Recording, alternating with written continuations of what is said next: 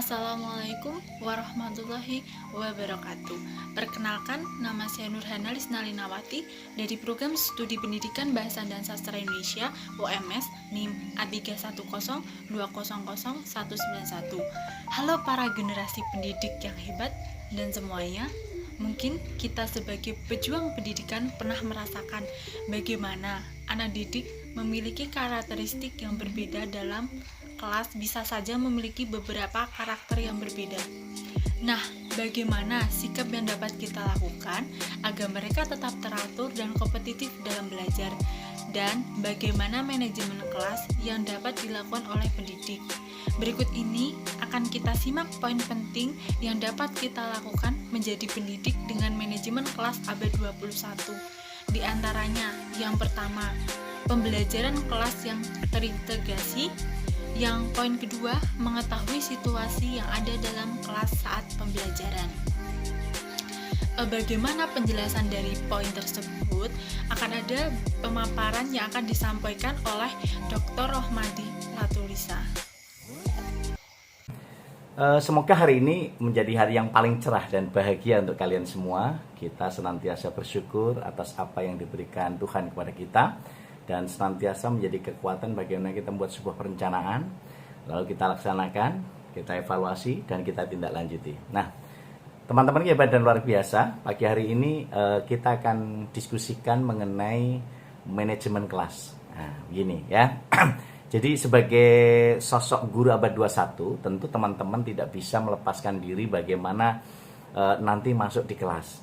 Karena sebuah proses pembelajaran itu bisa dilaksanakan di kelas, bisa dilaksanakan di luar kelas. Jadi ada beberapa hal yang harus kita pikirkan dalam proses manajemen diri sosok guru abad 21, itu bagaimana mengelola kelas, memanage sebagai seorang manajer, karena guru adalah manajer pembelajaran, guru adalah manajer kelas, dan guru harus menjadi teladan dalam dalam pola pengembangan diri, baik di dalam kelas maupun di luar kelas. Kalau kemarin saya katakan bahwa guru harus bisa memanage perencanaan, maka salah satu manajemen perencanaan ini ya ketika kita mau masuk kelas. Nah, jadi teman-teman ketika bisa melakukan sebuah proses manajemen perencanaan untuk memasuki kelas, tentu sudah berpikir kelas yang saya hadapi nanti seperti apa. Mohon maaf loh ya, ini nggak bisa Mas Anton misalnya memikirkan kelasnya kelas yang eksekutif. Tapi ada juga kelas bisnis, ada juga kelas ekonomi. Ada juga Mbak Dewi misalnya ada kelas super ekonomi. Jadi kalau di perumahan itu ada model bahwa kelas kita sangat sinergis dengan posisi yang ada di lapangan. Nah, oleh karena itu perlu kita pikirkan bagaimana kita merencanakan sebuah kelas yang dilakukan dalam proses pembelajaran yang terintegrasi, namun ini menjadi salah satu titik temu bagaimana kita menguatkan peserta didik kita baik di kelas maupun di luar kelas. Nah, oleh karena itu teman-teman harus bisa melihat bagaimana situasi yang ada di kelas kita. Maka senantiasa kita lakukan dengan observasi terlebih dahulu. Kelas kita seperti apa sih? Apakah kelas VVIP, kelas VIP, kelas bisnis, kelas ekonomi? Ini semua harus memiliki sebuah perencanaan tersendiri ya. Nah, kemudian yang pertama mengamati situasi kelas. Kemudian yang kedua mengamati konteks peserta didik kita. Peserta didik ini juga perlu diperhatikan bagaimana asal demografinya, letak geografisnya, anak-anak kita apakah anak-anak desa, anak-anak kota, anak-anak setengah kota, setengah desa. Nah, ini bervariasi. Nah, karena apa? Penanganannya juga harus melalui strategi yang berbeda-beda.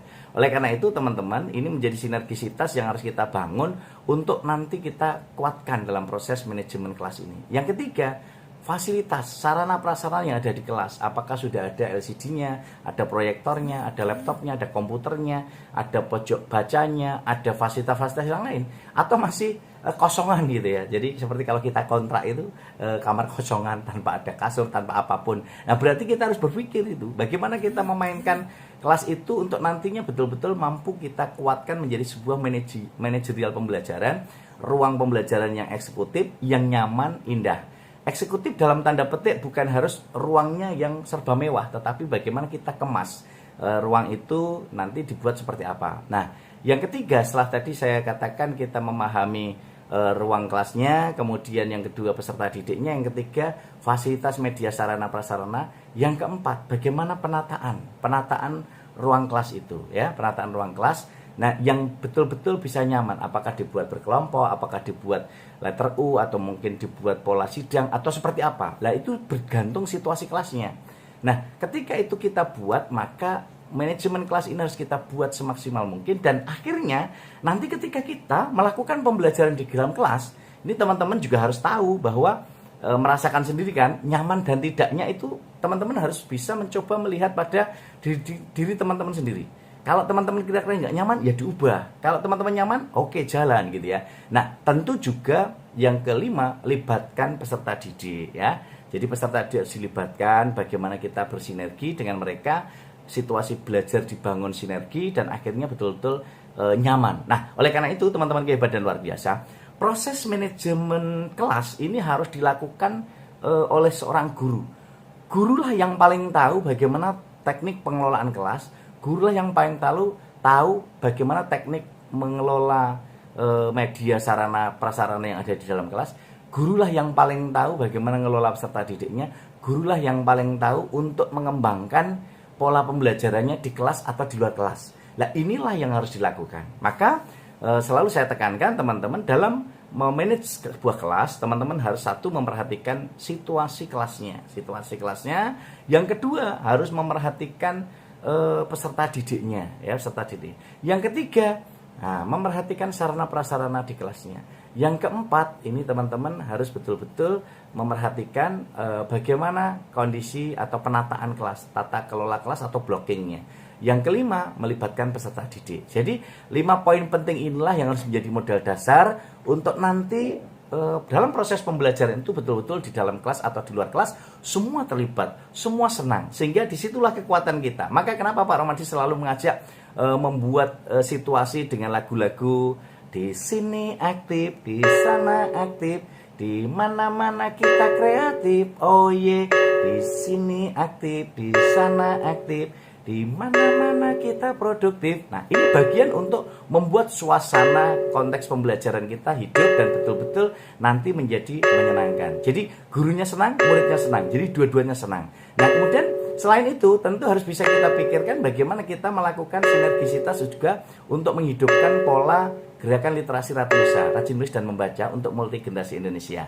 Maka saya ubah dengan lagu, saya sampaikan dengan lagu, di sini baca, di sana baca, di mana-mana kita membaca, oh ye, di sini nulis, di sana nulis, di mana-mana kita menulis, tra la la la la la la la la la la la la la la la la la la la.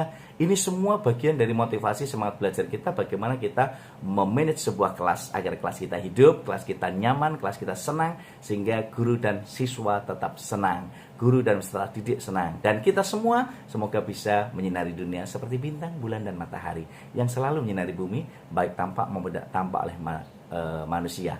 Nah, semangat inilah yang kita miliki agar kalian semua menjadi guru-guru hebat yang bermanfaat, guru-guru sejati yang selalu motivasi dan inspirasi, dan guru-guru bermartabat yang maslahat untuk umat. Selamat dan sukses bersama saya Muhammad Romadi Ratulisa. Sehat dan sukses untuk Indonesia. Assalamualaikum warahmatullahi wabarakatuh. Nah, setelah menyimak penjelasan dari Dr. Romadi Ratulisa, ada beberapa poin penting dalam manajemen kelas abad 21. Poin yang pertama yaitu mengamati situasi kelas. Poin kedua yaitu mengamati konteks peserta didik. Poin yang ketiga yaitu fasilitas atau sarana prasarana dalam kelas. Poin keempat yaitu tentang penataan ruang kelas yang membuat nyaman siswa dalam belajar. Poin yang kelima yaitu libatkan peserta didik secara langsung dalam pembelajaran. Dalam hal ini, pengembangan pendidik abad 21 memiliki beberapa karakteristik diantaranya.